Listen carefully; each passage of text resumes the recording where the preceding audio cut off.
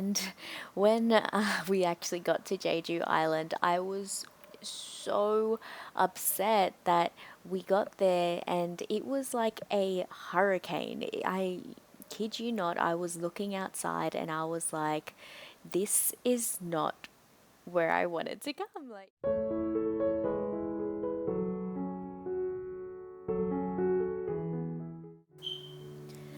hey everyone, I had the amazing opportunity to visit my dream island, Jeju Island, and the only reason I love to visit this island was that I actually read a book called The Island of Sea Women, and it was about these two friends that were very close, like sisters, and they, one of the friends or family friends, had a history of their family being sea women, so the Heiano.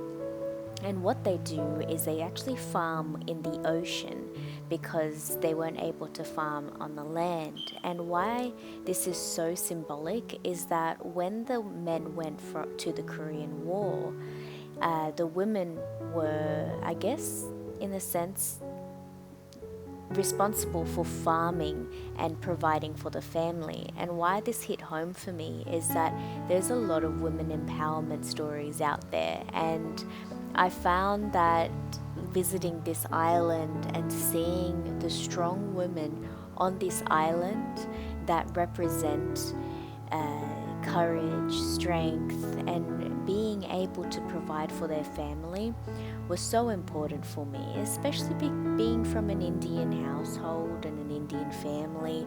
I was always, I guess, shown the perspective that males had the lead, and I found it very interesting being in Jeju Island. And when we actually got to Jeju Island, I was so upset that we got there and it was like a hurricane. I kid you not, I was looking outside and I was like, this is not where I wanted to come. Like, it was, I thought Jeju Island will be warmer, especially coming from Busan. I was like, I thought it would be warmer, and it was completely like a typhoon. And they don't show you this on social media or any of the internet sites. When we researched about Jeju Island, nothing was shown. And the way that me and Aiden kind of travel is that we don't really research